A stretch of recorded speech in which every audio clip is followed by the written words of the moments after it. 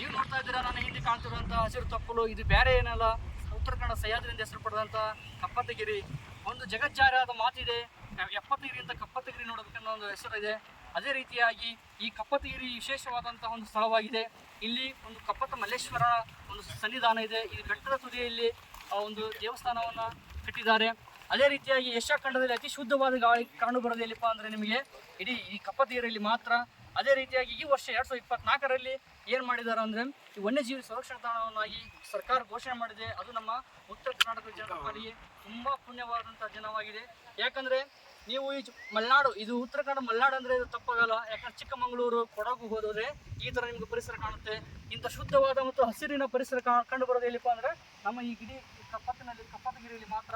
ಹಾಗಾಗಿ ನಾವೆಲ್ಲ ಜನರು ಅಂದರೆ ಕರ್ನಾಟಕ, ಉತ್ತರ ಕರ್ನಾಟಕ ಹಾಗೂ ಎಲ್ಲ ಇಲ್ಲಿ ಬಂದಂಥ ಎಲ್ಲ ಪ್ರವಾಸಿಗರಾಗಿರ್ಬೋದು, ಎಲ್ಲರಾಗಿರ್ಬೋದು, ಇಲ್ಲಿ ಯಾವುದೇ ರೀತಿಯಾದಂತಹ ಅನೈತಿಕ ಚಟುವಟಿಕೆ ಆಗಿರ್ಬೋದು, ಇನ್ನಿತರ ಕಸ ಕಡ್ಡಿ ಹಾಕದೆ, ಬೇರೆ ಕೆಟ್ಟ ಕೆಲಸವನ್ನು ಮಾಡದೆ ಇದನ್ನು ಸಂರಕ್ಷಣೆ ಮಾಡಿಕೊಂಡು, ಯಾಕಂದರೆ ಇಲ್ಲಿ ನಮಗೆ ಉಸಿರು ಇರಬೇಕಂದ್ರೆ ಹಸಿರು ಇರಬೇಕು, ಹಸಿರು ಇರಬೇಕಂದ್ರೆ ಗಾಳಿ ಇರುತ್ತಾ, ಆ ಗಾಳಿಯನ್ನು ಸೇವನೆ ಮಾಡಿ ಬದುಕುವಂಥ ನಾವು.